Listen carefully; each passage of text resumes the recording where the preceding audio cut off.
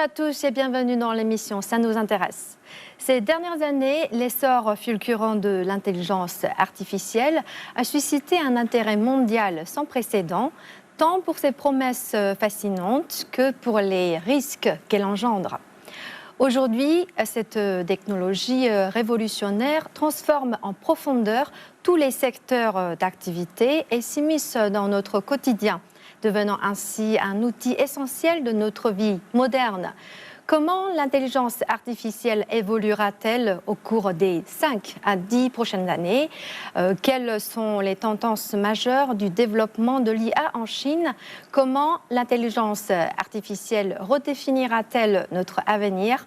Aujourd'hui, nous allons explorer ces questions ensemble et nous avons le plaisir de recevoir par visioconférence 4 invités.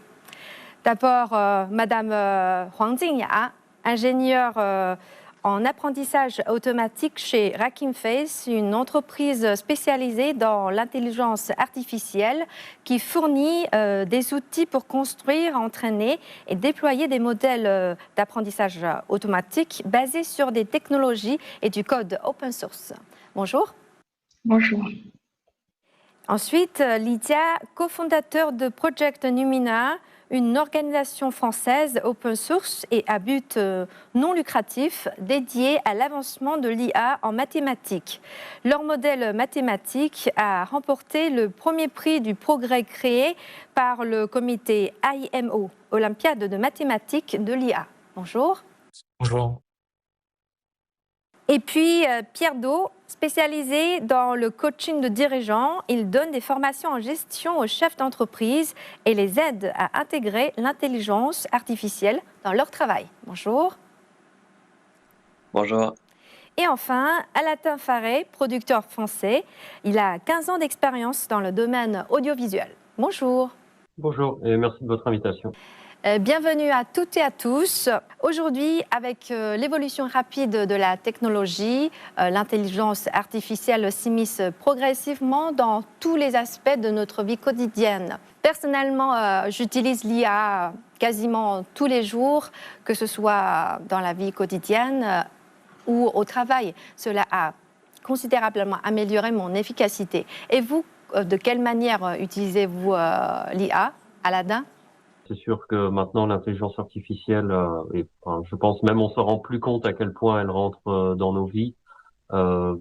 Typiquement, ça m'est pas arrivé à moi, mais je sais qu'une amie maintenant elle a des problèmes personnels avec son ex. C'est pas moi, hein, mais maintenant elle utilise DeepSeek pour un peu avoir une sorte de coach personnel de vie où elle parle de ses questions d'amour, de cœur, et elle est très contente de DeepSeek. Donc je vais peut-être y réfléchir. Mais au-delà de cette anecdote, en termes de travail, typiquement, par exemple, il y a quelques semaines de ça, j'étais sur un tournage. On avait un problème technique au niveau du micro et en fait, on devait faire un interview. Et finalement, j'ai utilisé mon téléphone parce qu'il fallait vraiment produire la chose et le faire maintenant tout de suite pour le client. Et en fait, c'était dehors, il y avait du vent. Enfin, c'était pas avec un vrai micro. Enfin, c'était les pires conditions qui n'auraient été techniquement pas acceptables il y a quelques années. Et en fait, juste, il y avait quand même du son, mais c'était vraiment pas terrible. Et finalement, on a réutilisé le son. Je l'ai passé dans un logiciel qui s'appelle Premiere Pro, qui est la suite Adobe que tout le monde connaît avec Photoshop. Mais il y a d'autres, enfin, pour pas que leur faire de la pub, il y a aussi d'autres logiciels comme DaVinci, par exemple. Et en fait, là, juste en 3 clics de bouton, on a pu sauver l'interview. Tout a été, bon, c'était pas parfait, mais c'est sûr qu'avec maintenant l'implémentation de l'intelligence artificielle dans beaucoup de logiciels, enfin, ça m'a sauvé mon tournage en fait. Alors que je sais qu'il y a quelques années, ça aurait été un long travail de post-production, d'avoir un ingénieur son qui aurait passé beaucoup de temps là-dessus. Et là, pour le coup, c'était réglé en 2 minutes. Donc, c'est clair que dans mon travail, pareil, ça m'aide beaucoup. Pour mon travail, on peut déjà utiliser l'intelligence artificielle pour beaucoup de choses, enfin, dans le domaine de la télé, le doublage par exemple. Je sais que pour le cinéma, il y a aussi des gens qui utilisent l'IA pour écrire des scénarios. Pensez-vous que l'IA peut changer complètement votre domaine, le secteur du cinéma et de la télévision ?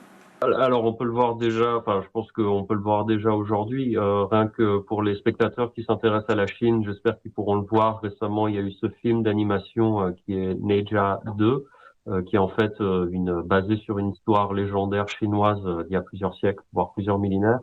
Et en fait, l'équipe de création a clairement, et depuis des années, l'intelligence artificielle travaille et est de plus en plus impliquée dans les outils numériques, comme je viens de raconter avec mon anecdote. Et vraiment, le fait que l'intelligence artificielle est de plus en plus impliquée dans la création de films d'animation, par exemple, ça a permis de faire un film qui est d'une beauté absolument merveilleuse. Je suis persuadé que vous en parlerez plus tard sur CGTN. Et par exemple, en fait, ça a permis, ce film maintenant est un film qui a quasiment 2 milliards de dollars au box-office mondial. C'est le cinquième ou le sixième film le plus rentable de l'histoire du cinéma. Et c'est quelque chose qui, en fait, il y a quelques années, n'aurait sans doute pas été possible. Donc, on peut le voir que déjà, ça arrive en ce moment. Après, en termes de création, moi, enfin, dans mon travail, par exemple, on peut demander à ChatGPT, DeepSeek et compagnie, écris-moi un scénario. Et en fait, la plupart du temps, ils vont pour le coup juste remâcher, ressortir des choses qui sont quand même un peu connues de tout. Enfin, ça ressemble plus à une copie d'un lycéen qui est pas très bon. Donc en fait, je pense qu'en termes pour l'instant, en termes de création pure, à la base, toute création se base sur des histoires vécues, sur des choses qu'on sent de soi-même. Et l'intelligence artificielle, si on leur demande d'écrire un scénario, va sortir des choses peut-être un peu clichés. Mais je pense que vraiment, en fait, si on connaît son travail et que on sait bien utiliser l'intelligence artificielle, ça peut très très bien fonctionner. Mais si on demande à quelqu'un qui n'a aucune expérience d'être réalisateur d'utiliser ChatGPT pour faire un film, ou un codeur de créer un site internet mais qui sait pas coder, ça va, là pour le coup, ça va être un peu compliqué. Et Pierre, vous travaillez en étroite collaboration avec des startups et des chefs d'entreprise. Pour vous, quel changement important que l'IA a apporté à ces entreprises? Je pense que le premier, c'est dans les process, c'est-à-dire que pas mal de process peuvent être accélérés, comme le traitement des données, par exemple, ou comment faire sens d'un rapport euh, dans les accompagnements que nous effectuons avec les dirigeants. En général, on identifie les points forts du dirigeant de l'équipe, et en utilisant de l'IA, en fait, ça nous permet de mettre ensemble toutes ces données, faire sens et élaborer des stratégies en termes de prototypes, et puis les balancer et voir ensuite comment ça se passe. Et du coup, l'IA nous permet en fait de générer des idées assez rapidement, des plans d'action assez rapidement pour pouvoir les tester et voir ensuite à quel point c'est pertinent pour l'équipe, pour le dirigeant. Donc, je dirais dans ce sens-là, l'IA permet d'accélérer la prise d'action, en tout cas la mise en place de prototypes pour pouvoir les tester. Euh, je dirais le deuxième aspect, c'est aussi, je pense que l'IA fait que la relation humaine devient de plus en plus importante parce que tous les process qui sont liés justement non à la communication, enfin même plus au traitement de données vont plus rapidement et ce qui laisse en fait plus d'espace pour aller chercher euh, cette profondeur dans l'accompagnement, pour justement la créativité, pour tout ça. Donc en fait, toutes les tâches qui sont à moins forte valeur ajoutée passe dans l'IA et ce qui permet ensuite tout ce qui est un peu plus valeur ajoutée, c'est-à-dire qui a besoin de l'humain réellement. Euh, du coup, ça, on passe plus de temps et c'est ça qui a le plus de valeur au final dans l'accompagnement. Et Jingya, vous travaillez également en France, à Paris.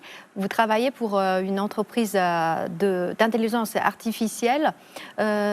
Pouvez-vous nous donner un aperçu de l'état actuel du développement de l'IA en France et plus largement en Europe?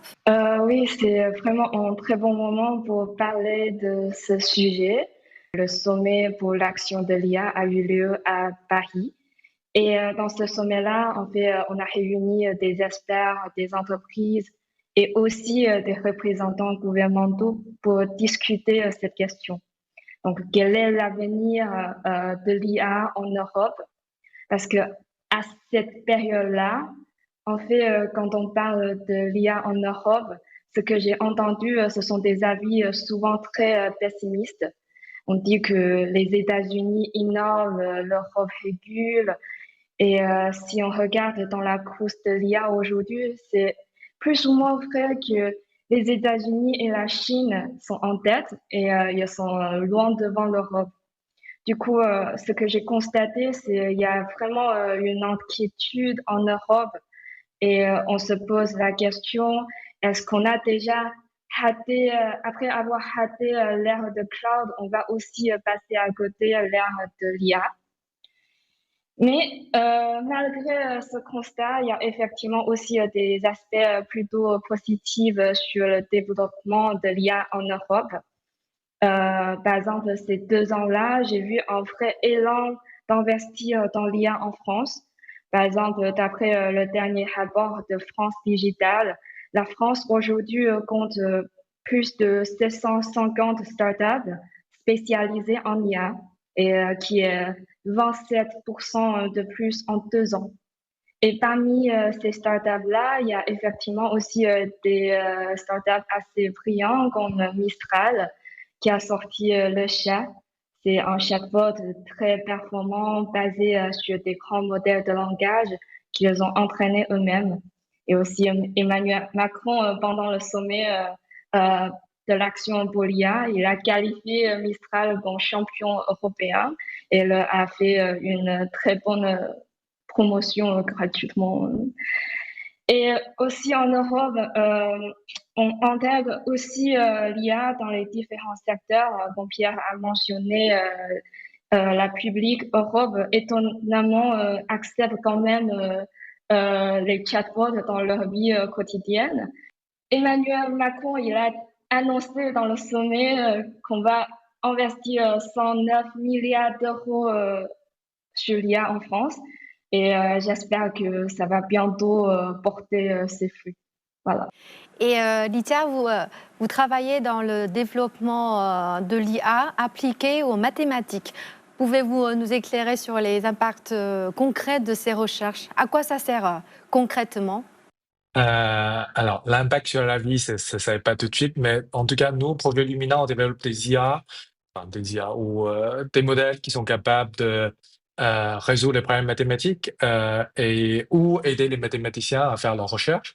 Je pense que tout le monde utilise l'IA aujourd'hui, comme ChatGPT, comme DeepSeek, mais en fait, dans les domaines que les gens ne se rendent pas forcément compte, l'IA pourrait limite dépasser l'intelligence humaine.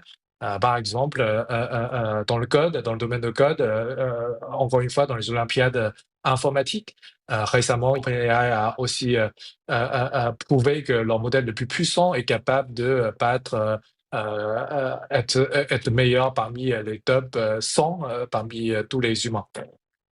Alors, plus concrètement, nous, dans Lumina, on a fait notamment un dataset qui facilite le développement des modèles mathématiques dans le domaine, qui permet aux autres chercheurs ou universités de faire la même chose que les grosses entreprises comme DeepMind.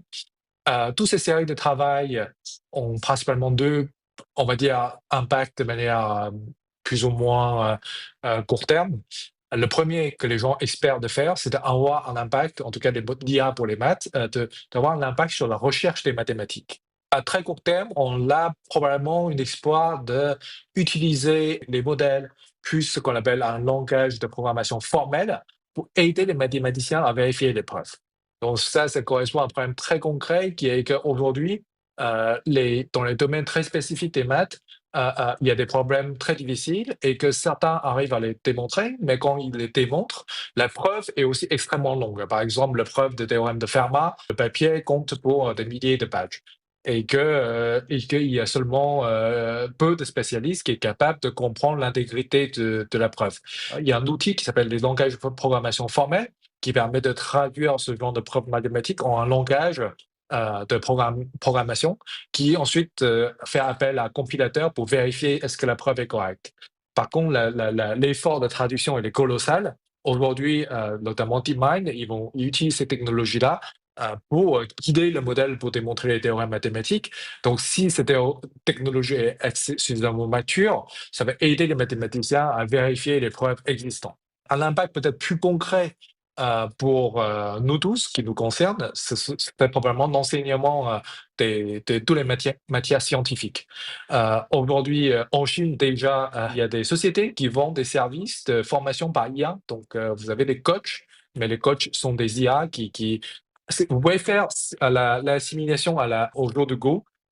Aujourd'hui, la plupart des joueurs professionnels sont entraînés par des IA, et qu'on peut envisager dans un futur pas très loin que les IA sont plus performants que les humains sur certains types de problématiques. Aujourd'hui, c'est déjà le cas pour les problèmes de géométrie. Donc, les problèmes inventés par les IA, ça va dépasser les problèmes inventés par les humains et ça va servir à entraîner ou aider les étudiants à mieux apprendre. Aujourd'hui, l'intelligence artificielle transforme profondément notre quotidien et les avancées réalisées par la Chine suscitent un intérêt croissant à l'échelle mondiale. Au début de cette année, la start-up chinoise DeepSeek a rapidement attiré l'attention mondiale grâce à ses modèles open source peu coûteux et très performants. Jingya, pour vous, quel impact va avoir le succès de DeepSeek sur le secteur de l'IA? La sortie open source de DeepSeek R1 est vraiment un véritable coup d'éclat dans le domaine de l'intelligence artificielle. Nous savons aujourd'hui il existe deux grands concurrents dans cette bataille de l'IA. Il y a l'open source et il y a la source fermée. Et DeepSeek R1 a atteint une performance comparable à celle du modèle O1 de OpenAI. Et ça marque ainsi la première fois qu'on a un modèle open source qui atteint la performance des modèles à la source fermée. Et ce résultat-là rend cette avancée encore plus significative. Et en plus, DeepSeek a aussi apporté d'importantes optimisations en calcul. Et toutes ces améliorations ont permis de réduire le coût d'entraînement d'un modèle d'un ordre de grandeur par rapport au modèle comparable.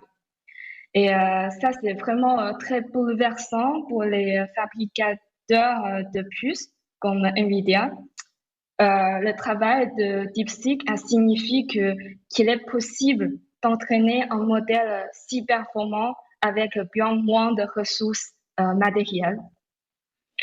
Et donc, pour répondre à la question, quel est l'impact de DeepSeek, je trouve que à court et moyen terme, déjà, la sortie de DeepSeek stimule forcément le développement et la sortie des nouveaux modèles, aussi bien open source que source fermée.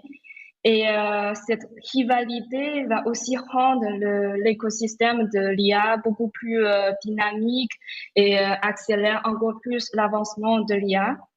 Et en plus, de mon côté, parce que je suis spécialisée sur l'optimisation de machine learning, toutes ces techniques d'optimisation open source par DeepSeek, ils seront étudiés et sûrement répliqués sur d'autres architectures matérielles. Et ça améliore ainsi l'efficacité des ressources de calcul disponibles qu'on a aujourd'hui. Et à long terme, au-delà de l'impact de DeepSeek en lui-même, je dirais que c'est surtout l'impact open source de l'IA qui est crucial parce que chaque avancée open source bénéficie à l'ensemble de la communauté et il y a seulement un IA ouvert et transparent pour garantir un avenir dans l'ère de l'IA équitable et accessible pour tout le monde. Et c'est aussi, je trouve, le secret du succès de DeepSeek. Le succès de DeepSeek témoigne du développement rapide et potentiel considérable de la Chine dans le domaine de l'IA. Lydia, pour vous, quels sont les atouts de la Chine dans le domaine de l'IA? C'est un sujet très large, mais évidemment, je vais parler de la partie que moi je connais bien. Je pense que les atouts de la Chine sont notamment, on peut le voir de deux côtés. D'un côté, c'est la formation scolaire qui est très solide à la fois dans la formation élémentaire et supérieure. Bien évidemment, ce système a ses défauts, mais aujourd'hui, depuis le résultat, ce qu'on voit, c'est que ça permet de former des ingénieurs qui ont une base de connaissances scientifiques extrêmement solide. Si on regarde les gens qui travaillent dans le domaine, il y a un nombre significatif des Chinois qui sont parmi tous les travaux importants dans le progrès du domaine. Un exemple encore qui est plus direct, si vous regardez l'équipe de Grok, donc qui est l'IA, euh, la société, enfin, startup IA créée par Elon Musk, il y a plus que 40% des membres fondateurs qui ont eu un parcours de scolarité en Chine. Donc, je pense que le premier, c'est le système scolaire de Chine et son capacité de produire des ingénieurs, en tout cas en informatique et en IA, d'excellente qualité. Le deuxième, je pense que c'est l'état d'esprit pour moi, surtout de la partie recherche. C'est tous les laboratoires de recherche et des entreprises à adopter l'IA et de embrace la nouvelle technologie pour travailler dessus et faire la recherche là-dessus. IA, il est très récent. C'est une vague, enfin, dire. En tout cas, les travaux sur les Large Language Models, ce qui est le plus à la mode aujourd'hui, il est très, très récent. C'est un gros risque d'investir énormément de ressources et d'avoir des chercheurs qui se jettent à travailler là-dedans. C'est aussi un énorme investissement pour beaucoup d'universités de créer leur cluster ou de créer toute l'infrastructure à côté pour travailler là-dessus. Malheureusement, en Europe, on voit des efforts, mais pour moi, la Chine a vraiment fait beaucoup d'efforts pour que ces laboratoires puissent émerger. Par exemple, un exemple de réussite récent, relativement récent, c'est le AI Lab de Shanghai. Moi, il y a 5 ans, moi, je n'ai pas du tout entendu parler à ce laboratoire. Aujourd'hui, il est un des leaders dans presque tous les domaines de IA, à la fois dans la génération des images, à la fois dans la génération de l'audio, dans mon domaine d'IA pour les mathématiques. Ils ont publié une série de modèles incroyables. Donc, je pense que ce courage du gouvernement et des universités et des chercheurs d'investir dans cette nouvelle croissance technologique est assez remarquable. Face au développement rapide de l'IA, les gens sont à la fois inquiets et enthousiastes. L'avenir que cette technologie dessine pour notre planète reste enveloppé de mystères. Alain, avez-vous des inquiétudes concernant l'essor de l'IA et ses implications pour l'avenir? L'IA, de toute façon, à chaque fois qu'on a un nouvel apport technologique, forcément, certaines personnes ont un petit peu peur de ses implications. C'est vrai qu'on peut avoir des choses un peu triviales comme récemment, par exemple, en Chine, il y avait un médecin, je crois, qui s'est plaint sur Xiaohongshu ou Red Note, en fait, qui s'est plaint qu'un de ses patients était venu avec ses symptômes et avait d'abord demandé à DeepSeek ce qu'il pensait de la maladie, puis après il est allé voir le médecin, et quand le médecin a à peu près confirmé ce que DeepSeek a dit, le patient a dit bon bah alors vous êtes un bon docteur, donc ça devient un peu l'inverse de ce que ça devrait être. Mais après, sur un sujet quand même peut-être beaucoup plus dur, c'est la question d'utilisation des armes, par exemple pendant la guerre, genre comment une arme décide de qui est un ennemi et qui ne l'est pas, ça c'est quand même un sujet particulièrement difficile, et là enfin c'est it's above my pay grade. Mais après, en termes d'utilisation de tous les jours, je pense que forcément, ça ne peut être que utile, mais ça reste toujours la question de qui l'utilise, comment on l'utilise et quelles sont un peu les barrières qu'on met aux outils. Et je pense que ça serait bien qu'il y ait un peu une gouvernance générale sur comment certains outils de l'IA peuvent être utilisés d'une manière ou d'une autre. Et j'espère que ça sera quelque chose qui pourra être codifié dans le futur. Pierre, quel est votre point de vue? Que pensez-vous des transformations majeures dans les 5 à 10 ans à venir? Je pense que le premier enjeu, c'est quand même l'appropriation et l'éducation autour de l'IA, parce que je pense que c'est plus on est éduqué sur ce sujet, plus on comprend et plus on est plus à même de mettre des limites dont tu parles, Aladin. Et je pense que c'est vraiment un enjeu, c'est-à-dire d'avoir à la fois des vrais dispositifs de permettre d'éduquer la population sur ça, et à la fois aussi, je pense que créer de plus en plus peut-être soit des comités d'éthique ou des choses comme ça qui vont en fait engager la communauté sur des points précis, et du coup là on laisse un espace où les gens peuvent vraiment s'exprimer et contribuer en fait à soit ces points d'inquiétude ou des points justement qui seraient liés à l'éthique par rapport à l'IA. Et Jing, d'un point de vue professionnel, quelles seront les prochaines innovations? Est-ce que l'IA peut-elle supplanter certains métiers, ou d'un point de vue optimiste, quelles seront les nouvelles opportunités? Je pense que l'IA évolue vraiment à ce jour déjà à une vitesse folle. Donc, c'est très difficile pour prédire où on sera dans 5 et 10 ans. Peut-être on pourrait attendre l'IAG, l'intelligence artificielle générale, c'est-à-dire on pourrait avoir une intelligence hypothétique capable de comprendre et d'apprendre toutes les tâches intellectuelles qu'un humain. Et peut-être on serait encore loin de l'IAG. Pour ça, je n'ai pas forcément de la réponse. Mais les grandes tendances que j'ai vues aujourd'hui dans le domaine d'IA, c'est que d'abord, nos modèles sont devenus de plus en plus petits et efficaces. Et cela nous permet de les embarquer un peu partout dans les objets connectés, dans les robots. Et ensuite, en combinant l'intelligence artificielle et la robotique, on a les robots intelligents qui vont enfin accomplir des tâches qu'on n'a jamais réalisées ou vues avant. Et aussi, l'IA s'intègre dans l'académie. Aujourd'hui, j'ai vu l'IA joue un rôle assez important dans la science, dans la recherche, par exemple en chimie ou en biologie. Je pense que dans l'approche à venir, l'IA va beaucoup nous aider à faire des grandes découvertes majeures. Et pour son impact sur l'emploi, effectivement, l'IA transforme déjà la manière dont on travaille aujourd'hui et ça va continuer à nous impacter. Comme tout le monde a mentionné, on a les chatbots. Je pense que à peu près, il y a quand même beaucoup de gens qui utilisent chatbots dans leur travail quotidien. Et demain, on aura aussi des agents d'IA qui seront encore plus autonomes et capables de gérer les missions complètes.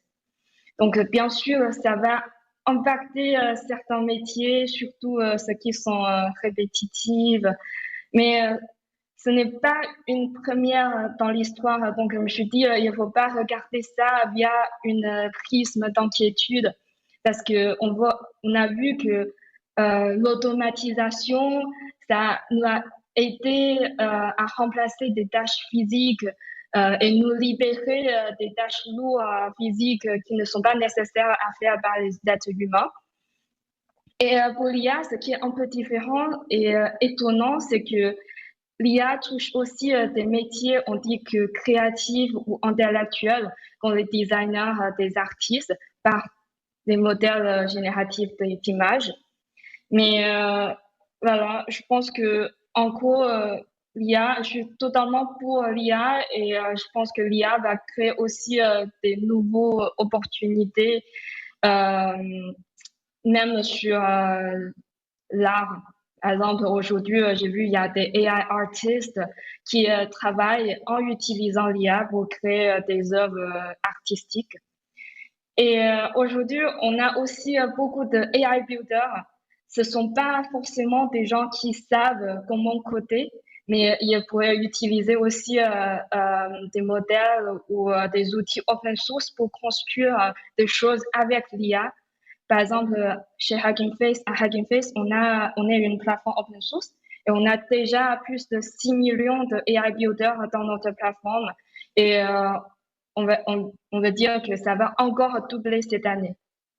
Donc, à mon avis, il y a effectivement beaucoup de changements, mais plutôt de le voir comme une menace, il faudrait le prendre comme une opportunité.